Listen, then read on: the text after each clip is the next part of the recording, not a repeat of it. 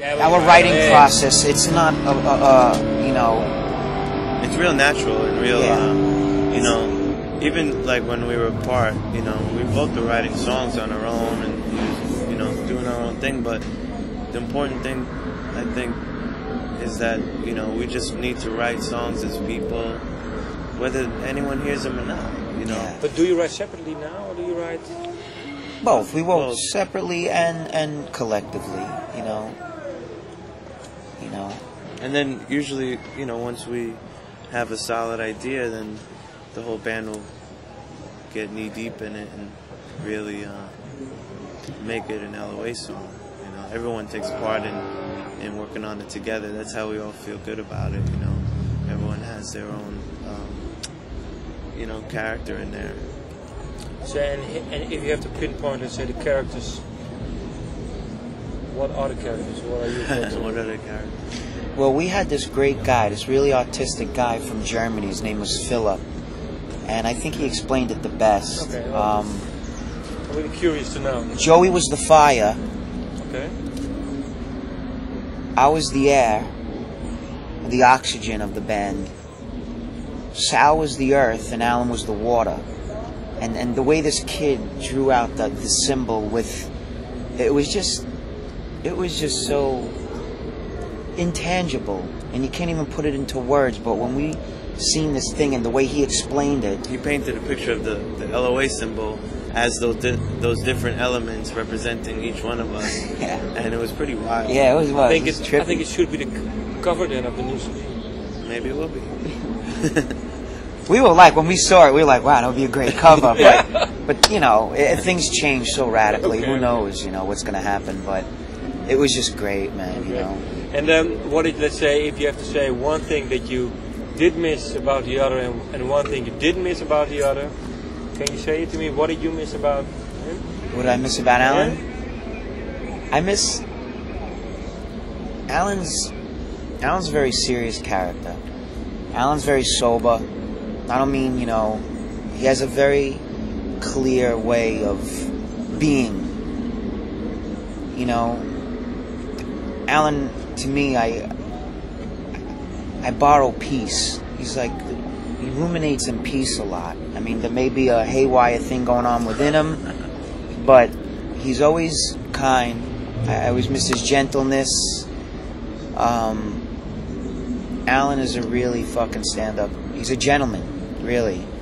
Very creative, very intelligent, very caring, giving, helpful.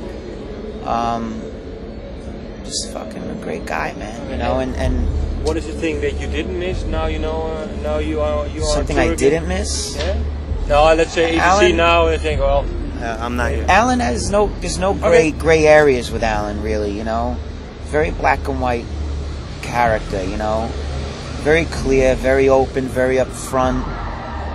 So no socks hanging around. I look up to Alan, man. You know, I have a lot of respect for him. You know, and I love him dearly. He's closer than most family members. You know, I love where he comes from, his family.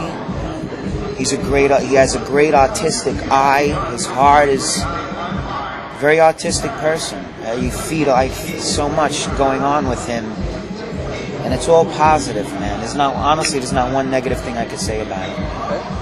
Okay. Thank you. And what about you? Okay. I think that what you did miss and what you didn't miss. I'm sure there's things he didn't miss. The thing I didn't. I'll start with what I didn't miss. I didn't miss the smell of his ass in the morning.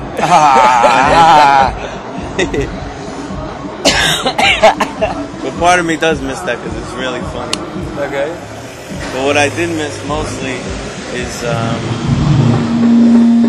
Keith has this light that shines from deep within his soul that always warms me with a smile, with a look, with a kind word, with just sincerity. It's all honesty and pure to me, and we've always clicked like that from the beginning. And I don't think him and I never ever, when I was going through I'm sorry. I'm not a complicated person, but what I've learned about myself is that I know how to complicate things, you know. And even when I wanted to leave Life of Agony, for whatever stupid reason or excuse I had, I came to him and I always was open with him, and he was the only one that always was there to listen to me objectively and subjectively, and never judged me. And even though he didn't agree sometimes. I didn't want him to leave the band by any means. You know, of course. He called me to quit, you know, and he called. The last show we ever played was at Irving Plaza. He called me the very next morning and was like, "Dude, I can't do this anymore." But we've discussed it time and time again, you know. But you know, we never really had. Never had one fucking argument in our entire relationship, you know, and I think the respect is mutual, you know, the admiration. And I'm sorry to cut you off. No, it's cool. I mean, it's true. It's like, you know, not only as friends and as family, we have like, you know, there's certain parts of our writing styles that really complement each other. And, you know, even ideas that I come up with, I have it with his voice in mind, naturally.